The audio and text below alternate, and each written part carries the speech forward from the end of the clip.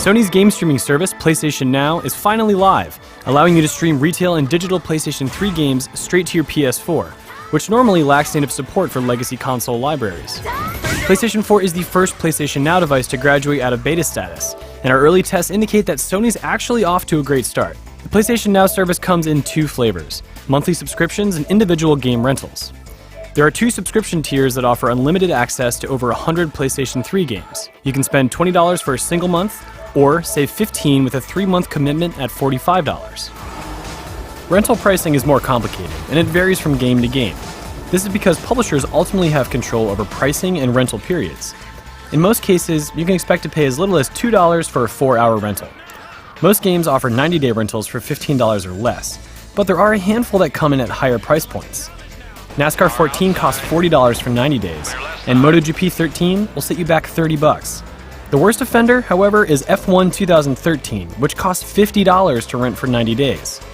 Some games, such as XCOM Enemy Within, don't even have a 90-day rental period. Oddly, XCOM is the most expensive game per day at $30 for 30 days. I don't like the looks of this. Because you're streaming games over the internet from Sony's servers, it's imperative that you not only have a good internet connection, but also that your network at home is up to the task.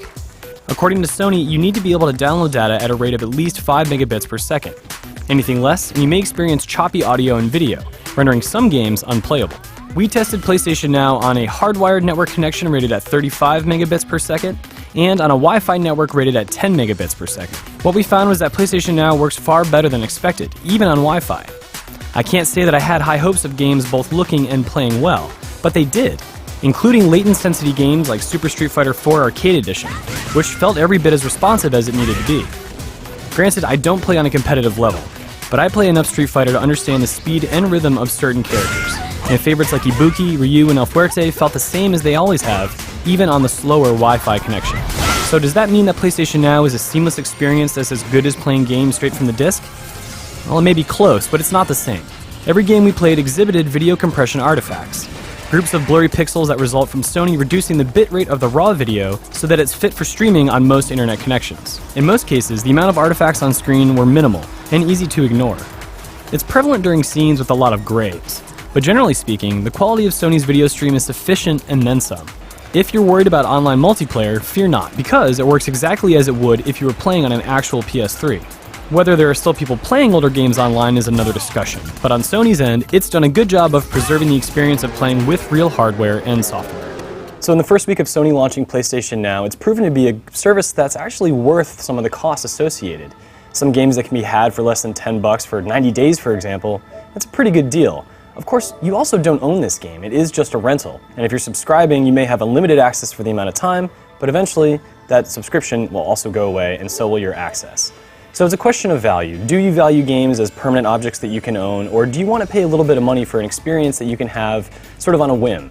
That's really where PlayStation Now fits in. I suspect that people will use this service, probably every PlayStation 4 owner, at some point.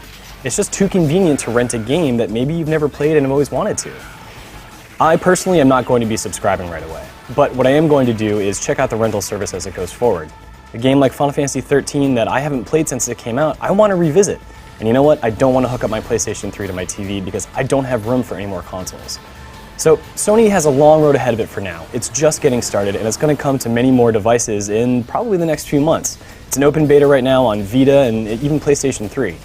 If Sony can fulfill their promise to bring more consoles to Now, including PlayStation 4 games, PlayStation 1, and PlayStation 2 games, it's going to be a service that's going to be really hard for someone like Microsoft to meet.